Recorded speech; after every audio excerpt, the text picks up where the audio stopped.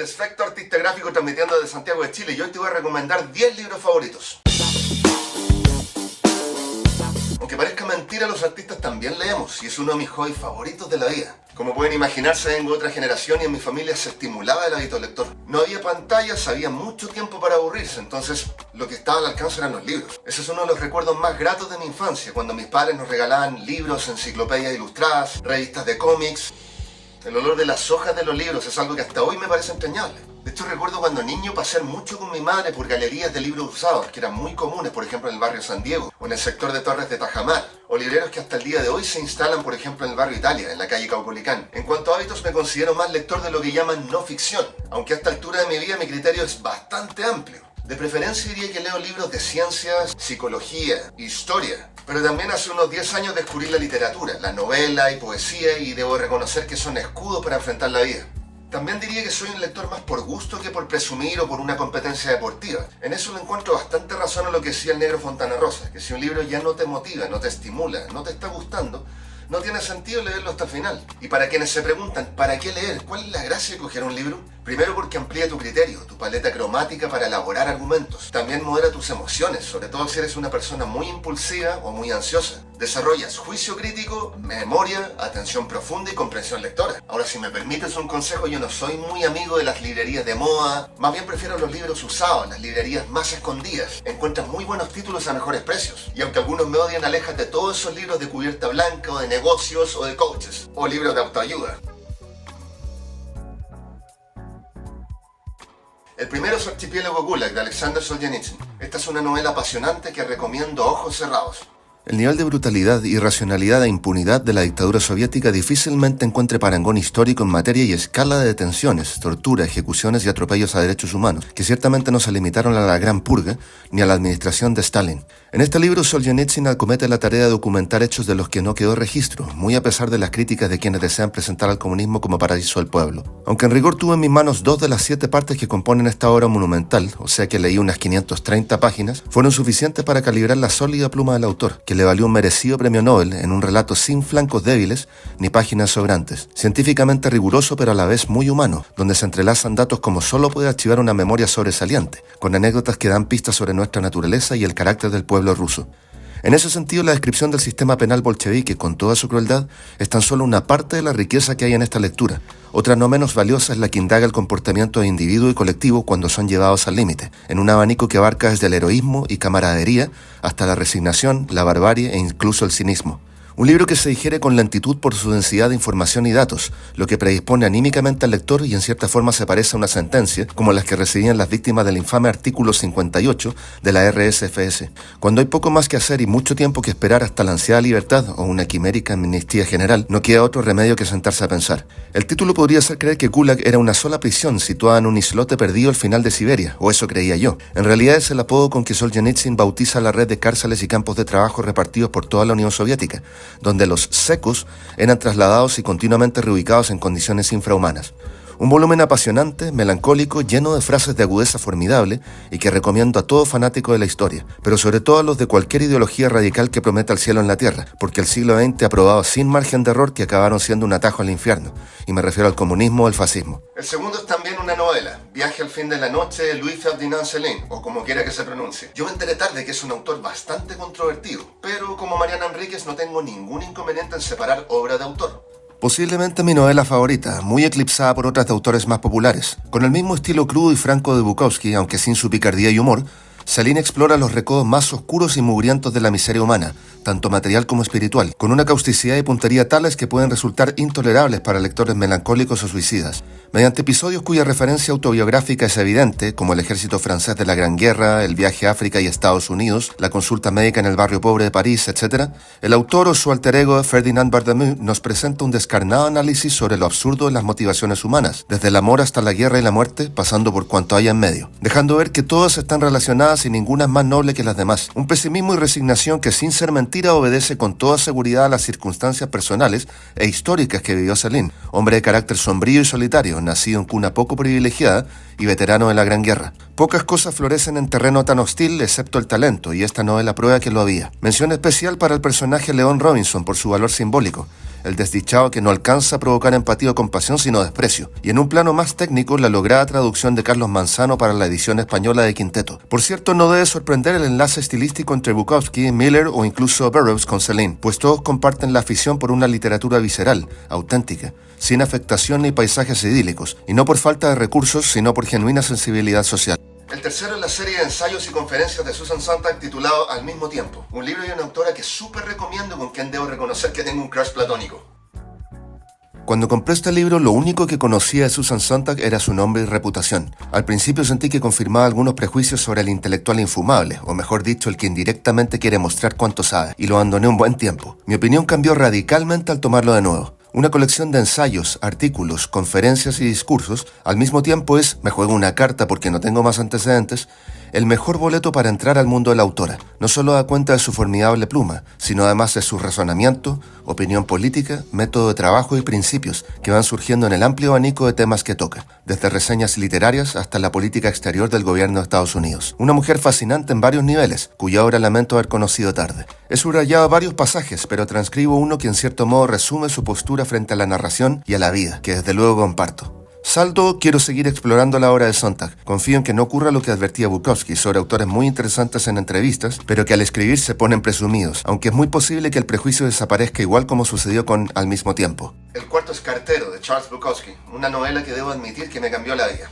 La imagen popular de Bukowski es la de un borracho huraño, irreverente y mujeriego, alimentada por una feligresía de epígonos que insisten en la caricatura o piensan que el trago y los excesos son fuente de talento y creatividad. Puede que lo sean, pero no darán a luz una obra maestra a menos que haya trabajo, y esto lo sabía muy bien Hank, un tipo bastante más complejo que esa chapa que le endosan. Cartero es la experiencia casi autobiográfica del autor como empleado de la oficina de correos de Los Ángeles, California. Un panorama no precisamente estimulante para aficionados a literatura melosa, onírica, pero sería un error pasar por alto la forma en que Bukowski aborda el asunto, con un lenguaje honesto, sencillo, a veces crudo y lleno de gracia, especialmente cuando muestra el aspecto tragicómico de situaciones que por lo absurdas o infortunadas terminan siendo chistosas o viceversa. Más allá de lo anecdótico y las singularidades laborales de un cartero, esta novela deja entrever un fenómeno sociocultural común a prácticamente cualquier trabajo: la alienación, el sinsentido de la rutina que embrutece y la resignación con que un subalterno ejecuta sus actividades con tal de ganarse el pan. Visto así, es muy posible que todo lector con empleo de 9 a 6 se sienta identificado. Obra emparentada temáticamente con su predecesora Factotum de 1975, pero mejor lograda en mi opinión. Sin resentimiento, pero con hábil sarcasmo, Bukowski deja en claro que el trabajo no siempre te hace digno. El número 5 es Junkie, de William Burroughs, una novela oscurísima pero indispensable para los fanáticos de la generación Beat. Junkie es un vocablo medio coloquial con que un angloparlante se refiere al drogadicto de la calle, último eslabón de la cadena de consumo en oposición al dealer o traficante. Y es este mote el que usa Burroughs para describirse a sí mismo en una novela que tiene bastante de autobiográfica, pues el propio autor fue un adicto durante varias décadas. Y de las peripecias y gajes de su oficio, como él mismo confiesa, la droga no es diversión ni hobby, sino una forma de vida, nos informa en su paso por distintos tugurios y recintos penales. Los hábitos de un enganchado se nos muestran en su real crudeza, sin poner ni quitar, y salvo una que otra declaración o juicio de valor por parte del narrador, queda a criterio del lector calificar lo que está sucediendo como chistoso, absurdo, desesperado o indigno. Para tratarse de un escritor renuente, como declara el mismísimo Allen Ginsberg en el prólogo, William Burroughs era dueño de un talento nato. Su obra parece lacónica, con aires de reportaje policial, sello característico, un novelista racional, poco dado al efectismo y muy discreto, incluso en el ámbito de sus relaciones personales. Aun siendo homosexual, detestaba las actitudes de los maricones histriónicos, como él los llamaba. El suyo es un relato de periodista gonzo, emparentado con la literatura pulp, de rigor científico y sin moralejas, o por lo menos no evidentes. Esta frialdad podría aburrir a quienes prefieran historias más sentimentales, graciosas o elaboradas, pero es una lección que, desde mi punto de vista, confirma la tesis de Bolaño respecto a que la mejor poesía del siglo XX está escrita en prosa. El sexto es Los Conquistadores, de Jacques Lafaye, un libro que no puede faltar en la biblioteca de los que somos fanáticos de la historia. Una cosa es que un libro te enganche en la primera página y otra que te enganche en las que siguen. Lectura apasionante merced al extraordinario conocimiento del autor y a la prolija traducción de Elsa Cecilia Frost en la edición siglo XXI, que fue la que leí. Para ser francés, Lafaye es una voz más autorizada en estudios americanos que los propios españoles. Sabe relatar y resumir en algo más de 200 páginas la formidable empresa humana de conquistar un nuevo mundo, intercalando apropiadamente anécdotas que, lejos de distraer o debilitar, refuerzan la explicación de aspectos como el intercambio cultural, la exploración del nuevo continente, la administración política, militar y jurídica de América, la evangelización, idiosincrasia del conquistador y en general la cadena de eventos ocurridos entre el arribo de Colón a las Antillas y la abdicación de Carlos V, o sea, poco más de medio siglo. Destaco la altura intelectual del autor al no pronunciarse en favor o en contra de los métodos de la conquista. Su mirada es descriptiva. Si bien admite los excesos, que los hubo, observa el contexto histórico y sociocultural en que se produjeron y da cuenta del papel de la Iglesia Católica como defensora de los derechos humanos indígenas, al menos los primeros embajadores de órdenes mendicantes. Un volumen que ayuda a comprender la magnitud y relevancia de esta etapa en la historia universal, solo comparable al viaje a la Luna, pero especialmente a evaluar la injusticia, sin pasiones americanistas ni idealización del conquistador. Incluye un apartado cronológico muy útil, lo recomiendo sin vacilaciones. El número 7 es La guerra del fútbol, del periodista polaco Ryszard Kapuscinski, supongo que se pronuncia así. Este es un libro indispensable para interesados en el periodismo, la ética profesional y cómo deberían abordar los grandes medios a los países tercermundistas.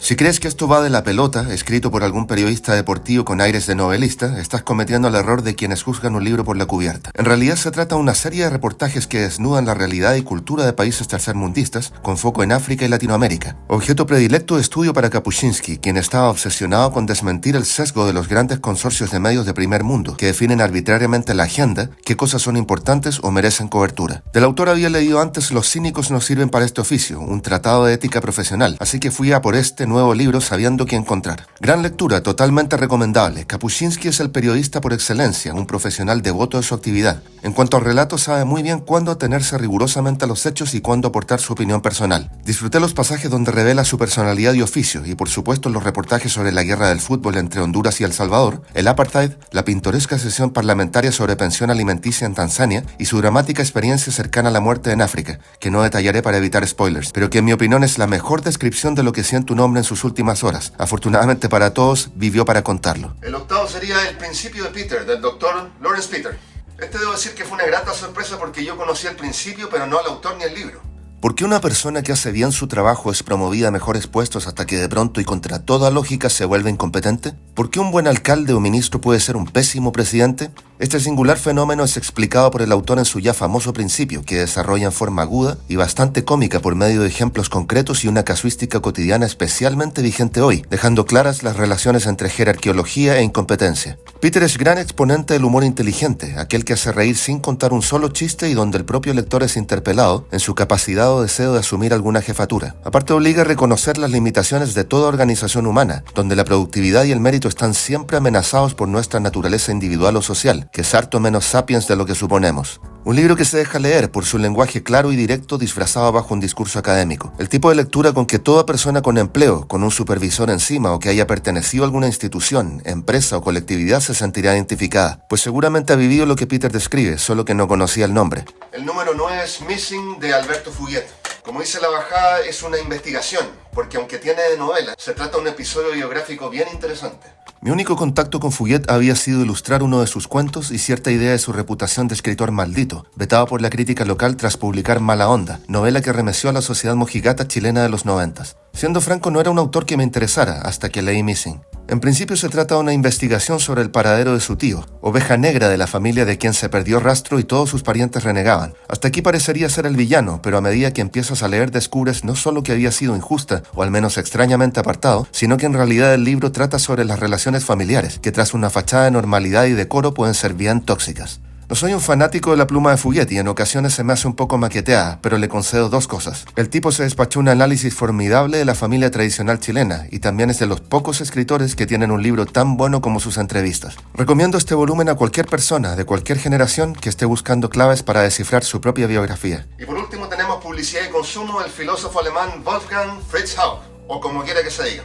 Lectura fundamental para entender cómo funciona el mercado, pero no solo desde una lente de economista o publicista, sino en sentido amplio, con la mirada panorámica que aporta el filósofo. La bajada crítica de la estética de mercancías puede hacer creer que el estudio se remite a diseño de productos, pero va mucho más lejos. En su análisis, el autor repasa la historia del dinero, del trabajo y del comercio, lo que permite deducir la lógica y función de la estética de mercancías y promesa de valor de uso en el sistema de mercado moderno, con sus luces y sombras. Fritz Haug examina el rol que juegan la ilusión y engaño en el proceso de venta, un aspecto que damos por supuesto y tenemos peligrosamente normalizado. Desde envases e ingredientes hasta modelos y avisos publicitarios, nuestra cultura funciona creando necesidades artificiales y vendiendo apariencias que de todas maneras adquirimos con cualquier justificación. Un libro que debería ser parte de la malla curricular de diseñadores y publicistas, pero también de cientistas sociales y público general, para poder reconocer los hilos que mueven al comercio, quién los maneja y cómo. El juicio crítico es la principal defensa contra un mundo empeñado en fabricar basura, y aquí hay un punto de partida para levantar esa barrera. Y bueno, eso es todo, espero que te hayan gustado las recomendaciones y si tienes alguna tú, por favor déjala en comentarios. Y como siempre, si te ha gustado este contenido o crees que puede servir a alguien más, porfa dale like, suscríbete y comparte. Nos vemos.